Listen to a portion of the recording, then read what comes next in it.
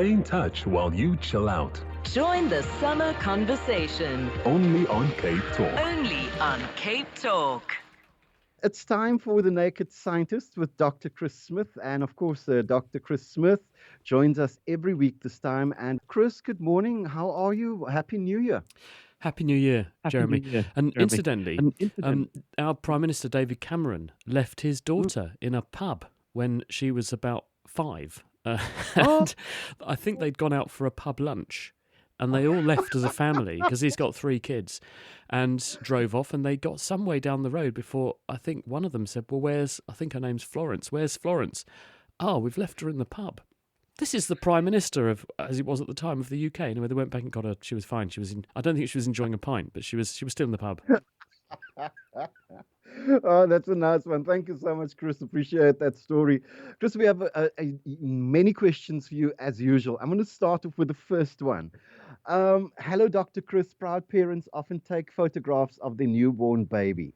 So because of insufficient lighting, they use a flash on their camera. Could this not be damaging to the baby's eyes? And having just come from a dark place for 9 months, surely it would be like looking into the sun. And this comes from Henry. Is it bad to take photos with a flash of your newborn baby? Hi, Henry. It certainly can be a shock for a baby, but I don't think it's going to be enormously harmful because this has happened to so many, let's face it, billions of people around the world over the years. We don't think we're all the poorer for it. In fact, there are many lives that are richer because they have those wonderful pictures with which to humiliate us when we get older, don't they? But it's not strictly true to say babies have been in a dark place because in fact, there are some bits of light that do filter through, very, very low level light, but there's a lot of infrared, there's a lot of heat that goes through. And babies are already tuning into their environment very, very well. And researchers have done studies where they've shone light through the wall of the abdomen of pregnant women and made face-shaped projections on the inside wall of the abdomen, and babies look at those face-shaped projections for much longer than they would look at other stimuli. And their brain behaviour changes in accordance when they see a pattern resembling a face. So they are sensitive to the environment that they're in, and it's not a completely dark environment. They're being assailed by some photons from largely heat, but also some stray light signals when the woman's in a very bright area could make it through at low intensity. But you can shine light at babies in the uterus, and they do respond to it. Whether or not a flash is going to make a big difference with the odd photograph, I think it may be discomfort, and certainly young children's eyes are much more sensitive to bright lights than adults are. I know when I used to take my daughter to sort of bonfire parties and things, she would say, this bonfire is too bright, I can't look at this. And I would be surprised because I'd be staring at it quite comfortably, so that there is greater sensitivity in smaller, younger eyes, but I don't think to the point of detriment. The energy in a flash is not going to be high enough to cause long-term damage, I wouldn't think, if you take the odd baby snap. Awesome. Thank you so much, Chris. Appreciate that answer.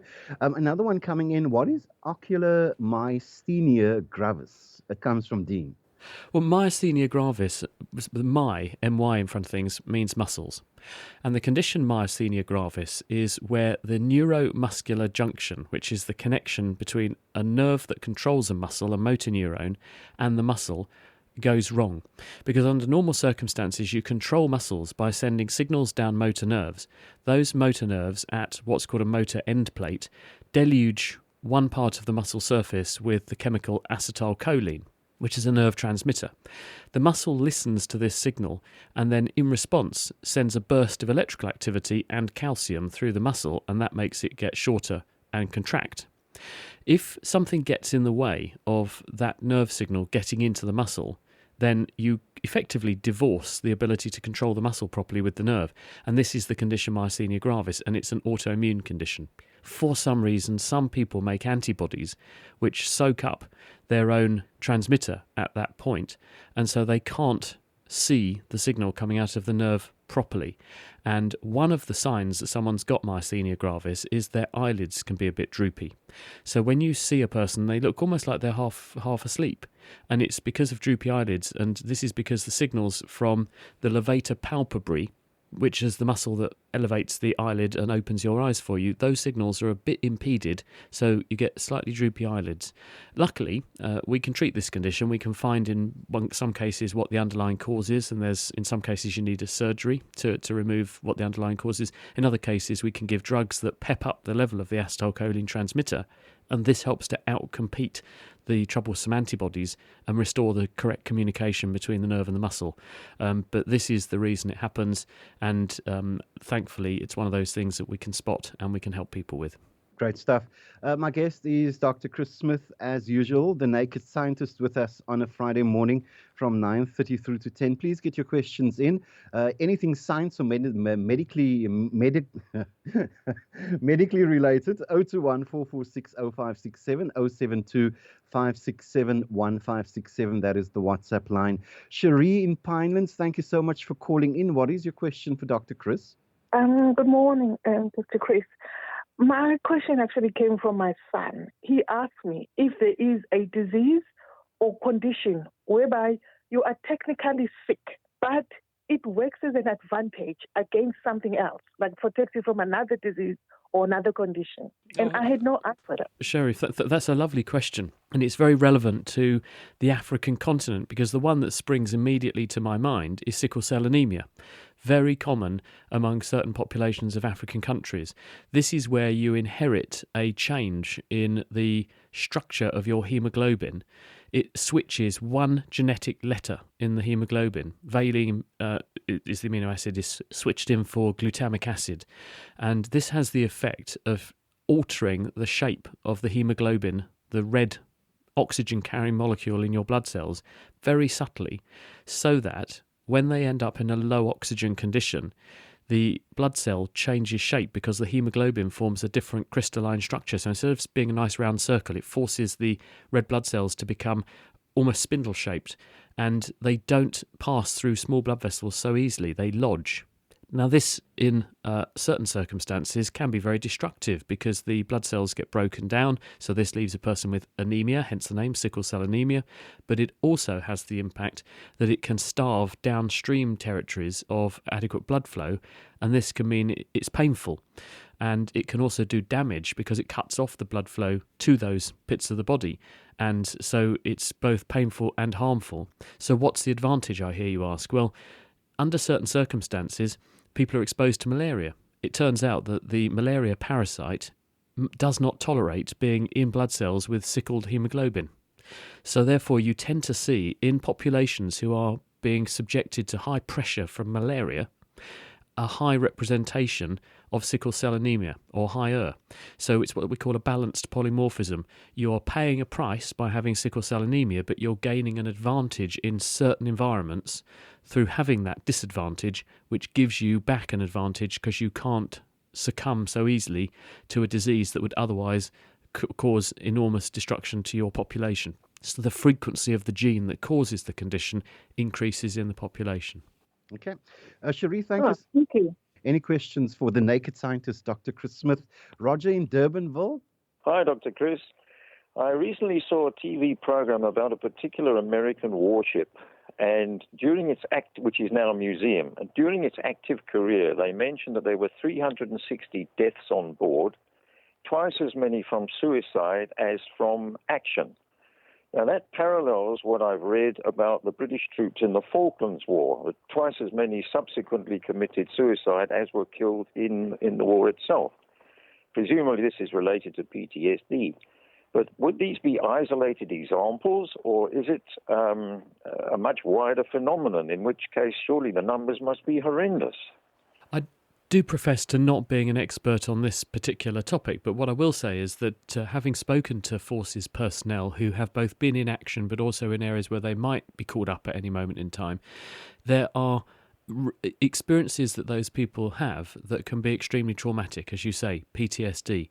You're also in a very artificial circumstance when you're cooped up in a high pressure environment with the same group of people for long periods of time, no way to let off steam, and then you leave that environment. The change The human body does not sometimes react well to abrupt change where you're completely wrenched from one environment to another, one way of thinking to another.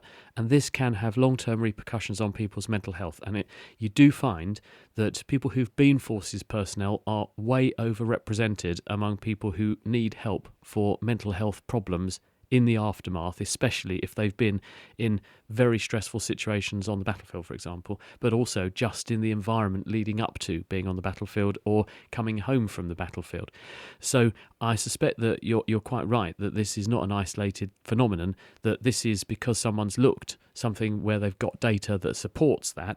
But certainly if you ask charities and mental health trusts and so on who work with people who've been demobbed from the army, they will say that if you compare your average person who's seen action and you compare their likelihood of needing to seek mental health support with members of the general population, you find a big blip, a big spike there, because people are, because of the experiences they've had, much more likely, especially if they're at a more tender, fragile disposition, they're more likely to need help in the aftermath. And I think that's probably one and the same as what you're describing. Roger in Durbanville. Roger, thank you for that question. My guest is Dr. Chris Smith. He's the Naked Scientist. He's with us till 10 o'clock, so get those questions in, all the science-related questions. 021 446 0567, 072 567 1567. That is the WhatsApp line. You can voice note or send us a text. Talking about the WhatsApp line, we have a voice note for you, Dr. Chris. Hi, Chris. It's Gavin from Tukai. This is a bit of a specific Met question. I've been a pilot for 42 years and have become amazed with weather and meteorology, weather patterns, etc. What I haven't been able to explain fully is why when the southeaster howls in Cape Town, we always get huge storms in the interior of the country. Hello, Gavin. Well, a difficult one because I'm not a meteorologist, but what I can say is that the reason we get winds or that we get movements of air masses, which is what winds are, around the planet's surface is because of pressure differences. Air and gases move from areas of high pressure to areas of lower pressure. What causes the higher pressure? Well, thermal effects. When the sun heats patches of the Earth's surface or patches of the ocean, and those in turn heat the overlying air, you create areas of pressure difference, and then you create movement or stimulus for movement of air. You also have different layers in the atmosphere. You'll know this, Gavin, as an aviator. You'll know that you have different layers where air is moving at different rates and in different directions, and there are forces which are exerted by one against the other, and those in turn also have an effect.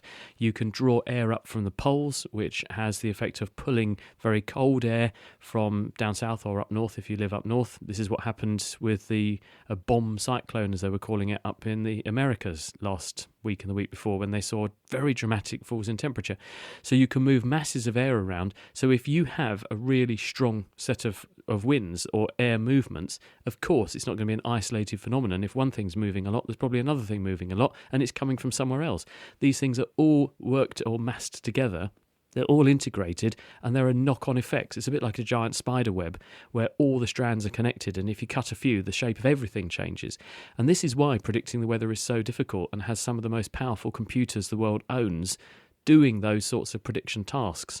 The UK Met Office has got computers that cover, I think, a couple of football fields now, which are doing the number crunching and the calculations to work out all these complicated interrelationships. If I change this bit here, what does it do to these other 5 things over here, here, here, here, and here? And the repercussions and the calculations of those repercussions, and then rolling the timing forward to make the longer term predictions. Very, very difficult, very, very computer hungry, but we are beginning to get quite good at it because the weather forecasts now are very good and very accurate, particularly for parts of the world where there is very good coverage by satellites and by other meteorological measuring systems. So the bottom line is that there will be consequences whenever there is a strong weather phenomenon in one place because of the interconnectedness of all of the environmental factors that go into making the weather happen. Dr. Chris Smith is the Naked Scientist. We're taking your calls, 021 446 0567. Dr. Smith, what does it mean to be double jointed? How does it form? And what are the benefits and cons? It comes from Angelina. Oh, hi, Angelina. Well, in medicine, but you get disabused of some of these popular myths when you learn medicine that tend to we tend to grow up with. And being double jointed is one of those things you sort of demonstrated to your classmates of your thumb bending back the wrong way and saying, look, I can do this. Some of that is because when we're little, we're much more supple. We haven't got bony prominences called osteophytes growing out the sides of our bones and things to get in the way. So our joints tend to move much more easily. Everything's a lot more fluid. And you can describe the kinds of movements that make adults cringe. But there are some people in the population, they don't have double joints or some special kind of joint, but what they do have is more stretchy or lax joints because of inherited conditions. There are some alterations to some of the connective tissues, the composition of the connective tissues in the body genetically, which can make some people have slacker or looser joints. One of those is Ehlers-Danlos syndrome, for example. And this is where you alter, I believe that one's a collagen change, but you change the connective tissue composition and it's a bit more springy than it would otherwise be, meaning that the movement or range of movements of different parts of the body is slightly greater. There are more degrees of freedom than you would enjoy if you didn't have that condition. And as a result of that, you can describe wider ranges of movement with some body parts, but it comes at a cost. There are knock-on consequences to having slacker, more lax body parts. A friend of mine who does a lot of semi-professional sport has now ended up having to have certain joints operated on to stabilise them because she has that problem. Another question coming through. Does the human body have a natural propensity to rhythm, particularly when exposed to music where drums are used for a regular beat? Hassan Shabuddin wants to know the answer to that question, though. Hello, Hassan. The answer is almost certainly yes. And not just the human body, but across the animal kingdom, you find rhythm, synchronicity, and particularly sound synchronicity as playing a really important role. Just look in the air and look at starlings and other birds that flock, and you see them making these dramatic, sweeping curves and twists in the sky as they murmurate or twist and spiral. And this kind of synchronicity is replayed all throughout nature. Mosquitoes, when they mate, the male and female mosquitoes will signal that they like each other by synchronizing their wing beats. So the male and female will change the beating patterns of their wings to make them beat in sync. In humans, we march in sync, we sing in sync, we play drums in sync. There is not a coincidence there that this is so common across societies, across cultures, even cultures that are sort of way back in history. There's evidence that our ancestors were playing primitive musical instruments. So the whole idea of having rhythm and so on is very important to us and the way we've evolved, but also other animals have evolved. And when it comes to music and dance, this is true as well. There was a paper just before Christmas that came out actually where scientists were able to show that certain frequencies, when present in music, also make people more likely to dance. They actually did a study at a university in America where they played or it was a pop concert, rock concert, they played some of these frequencies at certain points during the concert, and they got people at the concert to wear movement detectors, and they didn't know why they were wearing the movement detectors, and they didn't know when they were going to turn this particular range of frequencies on or off in the concert, and the audience were not aware when they were on because they're so low in frequency that most people don't perceive them as a sound, and they found that people were 12 to 20% more likely to dance when those sounds were present. So yes, there are certainly susceptibilities in us to certain types of sound that make us more likely to want to dance, and some people are probably even more susceptible to them than others. Thank you, Dr. Chris. Janusz in Fishhook. Hello, Janusz. Your question? Hi. Good morning to you, Jeremy and Chris. Can you explain to me and to us the existence of the water in our planet? Because we've got the fresh water and salty water. Why does it mean that the minerals on the mountains are different under the sea?